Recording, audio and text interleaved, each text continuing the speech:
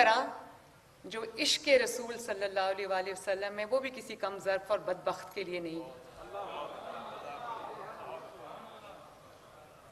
اور اس کا جو آغاز ہے وہ قرآن اور سنت کی تعلیم سے پہلے ایک ماں کی گود سے ہوتا ہے. میں بہت سارے ایسے واقعات میرے ساتھ ہوئے ہیں. میری والدہ بہت عاشق رسول صلی اللہ علیہ وآلہ وسلم تھی. میرے دادا، جیسے میں نے ابھی بیان کیا، بزرگ سب. تو یہ چیز جو آپ کی باقاعدہ تعلیم شروع ہونے سے پہلے جو انسان اپنی ماں کی گود سے، گھر سے سیکھتا ہے، وہ انسان کی زندگی میں بھی کام آتی ہے، زندگی کے بعد بھی کام آتی ہے.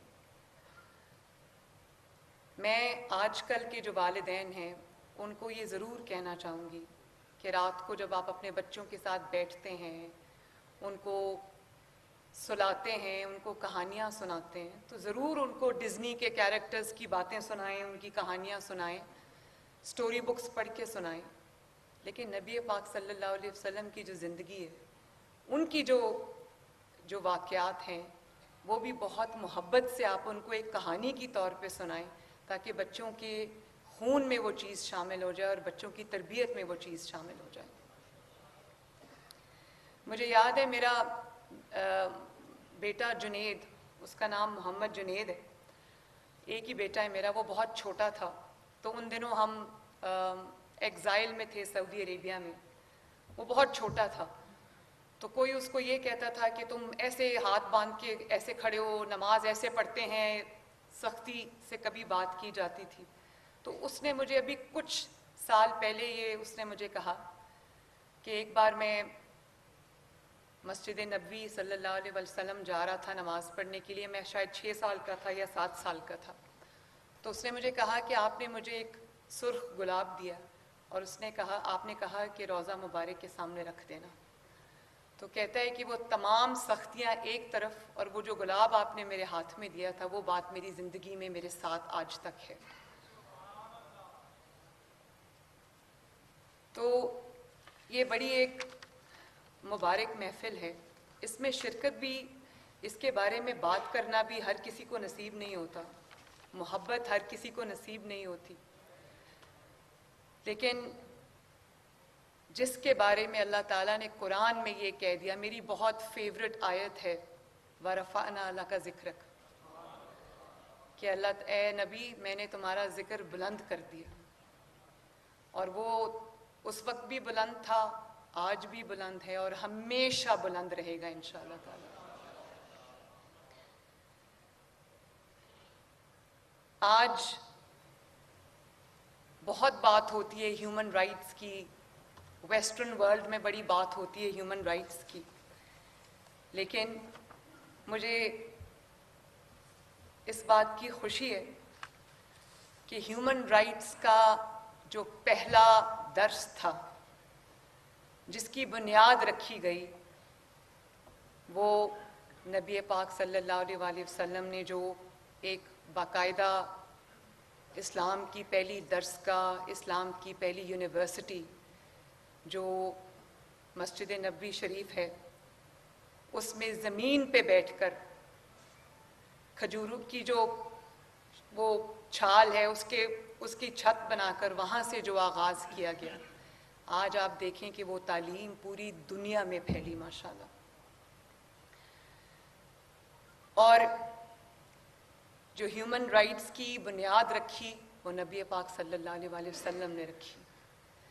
جو آج جتنے بھی آپ ہیومن رائٹس میں کوئی بھی رائٹ اٹھا کے دیکھ لیں جن کو عقل اور دانش مانتی ہے، تو آپ یہ دیکھیں کہ وہ اس کی جو فاؤنڈیشن ہے وہ تب نبی پاک صلی اللہ علیہ وسلم نے رکھی تھی. اس کو ہیومن رائٹس کا، انسانیت کا پہلا منشور ہونے کی حیثیت اس کو حاصل ہے. اور اس میں ہر شخص کے، ہر انسان کے حقوق کا تعین کیا گیا ہے.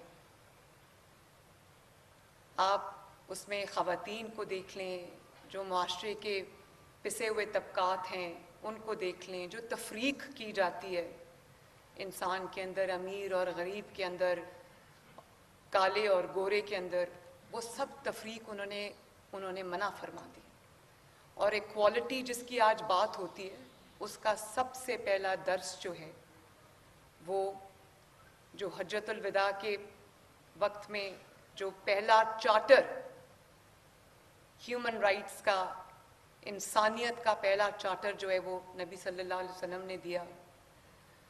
اور ہم بڑی بات کرتے ہیں کیونکہ میں خاتون ہوں، لیکن میں اس لیے یہ بات نہیں کر رہی. میرے آگے میرے بھائی بزرگ بیٹھے ہیں،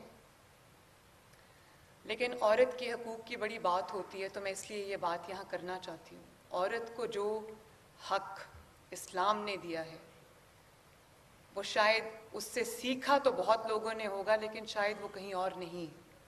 اور جتنا اس پہ زور دیا ہے، اور معذرت کے ساتھ یہ کوئی تنقید نہیں ہے، لیکن مسلمان معاشرے کے اندر، جس معاشرے میں ہم رہتے ہیں، آپ سب میرے ساتھ اگری کریں گے، کیونکہ یہ حق ہے، سچ ہے. کوئی بھی آپ قرآن پڑھیں تو آپ کو پتہ چلتا ہے، آپ حدیث پڑھیں تو آپ کو پتہ چلتا ہے کہ جو حقوق اللہ تعالیٰ نے ایک عورت کو دیے ہیں، وہ شاید اور کہیں نظر نہیں آتے. اور آج میں وہ کچھ باتیں ایسی کروں گی جو کبھی منظر عام پہ کم آتی ہیں، زیادہ آنی چاہیے. شوہروں کے حقوق کی بات ہوتی ہے، بیویوں کے حقوق جو اللہ تعالیٰ نے ڈیفائن کر دیے. حدیث میں آتا ہے کہ تم سب میں سے بہترین شخص وہ ہے جو اپنی بیوی کے لیے اچھا ہے. اور پھر نبی صلی اللہ علیہ وسلم نے حضرت فاطمہ الزہرا کے بارے میں کیا فرمایا کہ میرے دل کا ٹکڑا ہے. جب حضرت فاطمہ الزہرا تشریف لاتی تھی تو نبی صلی اللہ علیہ وسلم کھڑے ہو جاتے تھے، کھڑے ہو کے ان کا استقبال کرتے تھے، ان کا احترام کرتے تھے. تو بیٹیوں کی جو عزت اور احترام کا درس ہمیں وہاں سے ملا ہے، ہمیں اپنے آپ سے پوچھنا چاہیے کہ کیا ہم اس کو اپنی زندگیوں میں امپلیمنٹ کرتے ہیں. اور پھر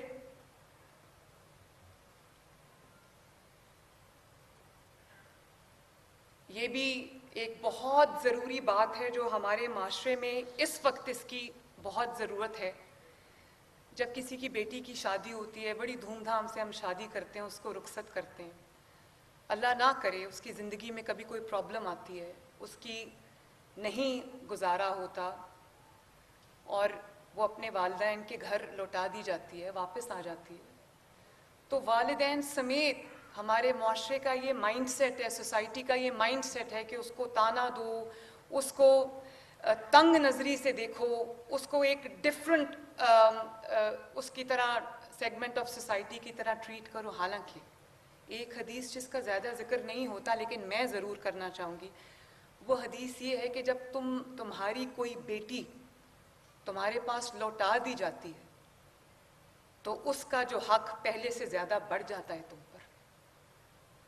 یعنی کہ جو اس کی شادی کرنے سے پہلے اس کا حق تھا تم پر، جب وہ لوٹ کے تمہارے پاس آ جاتی ہے، اللہ نہ کرے کوئی طلاق ہو جاتی ہے یا علیحدگی ہو جاتی ہے، اس کے بعد جب وہ والدین کے گھر واپس لوٹا دی جاتی ہے یا واپس آ جاتی ہے، تو اس کے اوپر جو حق ہے وہ زیادہ والدین کا بڑھ جاتا ہے. اور ایک اور حدیث میں آتا ہے، ایک اور جو روایت ہے اس میں آتا ہے کہ اس کی وجہ یہ کہ ایک تو وہ تمہاری بیٹی ہے، دوسرا اس کا دل زخمی ہے. اور ہمارے گھر میں خدا نخواستہ پڑھے لکھے گھروں میں بھی امیر اور غریب میں یکساں جب بیٹیوں کی بات آتی ہے، جب خدا نخواستہ بیٹی گھر واپس آ جاتی ہے اور اس کے دکھ کو دکھ نہیں سمجھا جاتا، اس کو تانا دیا جاتا ہے، اس کی تذلیل کی جاتی ہے اور اس کے اوپر وہ احکامات لگا دیے جاتے ہیں جو ہمارے شریعت میں نہیں ہیں، اور بیٹیوں کو بوجھ سمجھا جاتا ہے. میں بھی کسی کی بیٹی ہوں اور میں یہ سمجھتی ہوں کہ بیٹیاں جس طرح اپنے والدین کا ساتھ دیتی ہیں، اپنے گھر والوں کا ساتھ دیتی ہیں، ان کی قربانی ان کے لیے دیتی ہیں، تو حدیث میں ایک اور بھی حدیث ہے کہ جس نے 2 بیٹیوں کی اچھے طریقے سے پرورش کی، وہ میرے جنت میں میرے ساتھ یوں ہوگا. یہ بھی بات ہونی چاہیے. میری آپ سب سے گزارش ہے کہ یہ بات بھی ضرور ہونی چاہیے. اور پھر بچیوں کی جو تعلیم ہے آج کل ہم دیکھتے ہیں اس کے اوپر بہت فتوے آ رہے ہیں. نبی صلی اللہ علیہ وسلم کا کیا فرمان کہ علم حاصل کرو چاہے تمہیں چین بھی جانا پڑے. اس میں مرد اور عورت کی کوئی تفریق نہیں ہے. ہم بیٹوں کو اعلیٰ تعلیم کے لیے بھیجتے ہیں, ہم بیٹوں کے لیے ہر وہ موقع پیدا کرتے ہیں جس میں وہ ایکسیل کر سکیں, آگے بڑھ سکیں. لیکن جہاں بیٹی کی بات آتی ہے کچھ ہمارا دل ڈر جاتا ہے. میں بھی 2 بیٹیوں کی ماں ہوں, مجھے احساس ہے اس چیز کا. اور کہیں ہمارے مائنڈز میں, ہمارے دماغوں میں, ہمارے خیالات میں تو وہ تفریق ہے جس کی وجہ سے بچیوں کے لیے وہ مواقع ان کو نہیں ملتے جس میں وہ آگے بڑھ سکے. اور زندگی میں کبھی ان کے اوپر کوئی امتحان کا وقت آئے تو ان کے پاس وہ امپاورمنٹ نہیں ہوتی جس میں وہ کسی پہ اگر بوجھ نہ بننا چاہیں. تو ان کے ہاتھ میں بھی کوئی ہنر ہونا چاہیے, ان کے ہاتھ میں بھی کوئی تعلیم ہونی چاہیے. ہم بیٹیوں کی پرورش کرتے کرتے یہ بھول جاتے ہیں کہ خدا نخواستہ کل بچی کے اوپر کوئی مشکل آ سکتی ہے تو اس کے لیے اس کو ہم تیار کرنا بھول جاتے ہیں. تو یہ جو چیزیں ہیں, ان چیزوں کے اوپر ہمیں پورا اس طرح کی بھی جو تعلیمات ہیں اس کے اوپر بھی ہمیں پورا عمل کرنا چاہیے.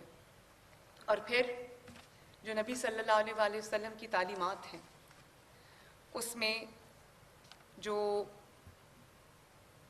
کوئی طبقہ ایسا نہیں ہے, کوئی سیگمنٹ آف سوسائٹی ایسا نہیں ہے جس کے لیے پورا ایک وے آف لائف, ایک چارٹر آف لائف, ایک طریقہ جو ہے وہ نہ واضح کر دیا گیا ہو. چاہے وہ بزنس مین ہوں, تاجر ہوں, سیاستدان ہوں, حکمران ہوں, چاہے وہ کوئی بھی ہو, مائنورٹیز ہوں. مائنورٹیز کے ساتھ دیکھیں آپ ڈیل کرنے کا طریقہ نبی صلی اللہ علیہ وسلم نے بتا دیا ہے کہ کسی کے مذہب کو برا نہ کہو کہ وہ تمہارے مذہب کو برا کہے. ہمارے ملک میں اقلیتیں محفوظ نہیں ہیں آج بھی, تو کیا ہم نبی پاک صلی اللہ علیہ وسلم کی سنت پہ عمل کرتے ہیں؟ ہم ہر بات پہ بندوق اٹھا لیتے ہیں, قتل و غارت شروع ہو جاتی ہے, دھمکیاں شروع ہو جاتی ہیں. دین کو جو انسان ریپریزنٹ کرتا ہے, جو ہمارے علماء کرام ہیں, جو ہمارے مولوی حضرات ہیں, جن کو ہم دین سے منسلک کرتے ہیں, جن سے ہم سیکھتے ہیں, ان کا جو عمل ہے وہ ایسا ہونا چاہیے کہ ان کو دیکھ کے دین سے محبت ہو جائے. میرے پاس بہت سارے, میں ایک پینفل ویزیبلٹی کی جگہ پہ بیٹھتی ہوں, میرے سامنے جو چیزیں آتی ہیں میرے دل اٹھتا ہے. کبھی اس طرح سے جو ہے وہ اسلام کی, دین کی محبت لوگوں کے دلوں میں نہیں ڈالی جا سکتی. زور, زبردستی, لڑائی, مار کٹائی, اس اور خون بہانے سے, دھمکیوں سے یہ نہیں ہو سکتا. یہ ہو سکتا ہے دلوں کو اگر مسخر کرنا ہے تو وہ محبت سے ہو سکتا ہے. اور ہمارے جو دین کی تبلیغ کرنے والے جتنے بھی حضرات ہیں, دین سکھانے والے جتنے علماء کرام ہیں, اساتذہ کرام ہیں, معلم ہیں, ان کی اتنی بڑی جگہ ہے ہمارے دلوں میں, ہمارے معاشرے میں. ان کو معاشرے کا جو راستہ ہم نے ایز اے نیشن ہمارا جس کا تعین ہے وہ آپ لوگوں نے کرنا ہے. تو میرے پاس جب وہ تصاویر آتی ہیں, جب کسی مدرسے میں کسی معلم نے, کسی قاری صاحب نے, کسی قرآن پڑھانے والے نے, کسی حفظ کرانے والے نے جب بری طرح کسی چھوٹے بچے کو مارا ہوتا ہے. ابھی کل میرے پاس کچھ تصاویر تھیں, میں ان کو دیکھ نہیں سکی پوری. اس بچے کی آئی تھنک 6 یا 7 سال کا وہ بچہ تھا اور کسی مدرسے میں پڑھنے جاتا تھا. وہ گردن سے لے کے پیٹھ تک اس کی پوری کمر جو ہے وہ ڈنڈوں سے نیلی تھی. تو یہ ہم جب وہ اپنے گھر واپس جائے گا, محلے میں واپس جائے گا, تو وہ کیا اپنے دماغ میں اس چیز کا امیج لے کے جائے گا. بچوں کو اگر دین کی طرف راغب کرنا ہے, قرآن اور سنت کی محبت ان کے دل میں پیدا کرنی ہے, تو وہ مار سے نہیں ہو سکتی, وہ پیار سے ہو سکتی. تو یہ کچھ آج ہم سب دعویٰ کرتے ہیں حب رسول صلی اللہ علیہ وآلہ وسلم کا, لیکن ہر کوئی اگر اپنے اندر جھانک کے دیکھے تو اس کو پتہ چلے گا کہ یہ زیادہ تر صرف دعویٰ ہے. جب عملی نمونہ اس کا پیش کرنے کی, جہاں پہ زندگی میں اس کو اپلائی کرنے کی, یہ صرف دعوے کرنے کے لیے نہیں ہے. جیسے میں نے کہا کہ یہ ایک وے آف لائف ہے. کچھ بھی آپ کا کاروبار ہو, کچھ بھی آپ کا پیشہ ہو, تو وہاں پر جو تعلیمات ہے اللہ تعالیٰ کی, نبی پاک صلی اللہ علیہ وسلم کی, اس میں اس کو اپنے اوپر اپلائی کرنا جب آپ کوئی مشکل فیصلہ کرنے جا رہے ہوں, یہ بہت ضروری ہے. میں جہاں پر بیٹھتی ہوں, حکمرانی جو ہے وہ ایک عیش اور عشرت نہیں ہے. حکمرانی اتنا بڑا بوجھ ہے, ذمہ داری کا, فرض کا, جواب دہی کا, کہ اس سے انسان کے کندھے جھک جاتے ہیں. اللہ تعالیٰ کو جو جواب دینا ہے, میرے پاس پنجاب میں 15 کروڑ کے قریب عوام ہے.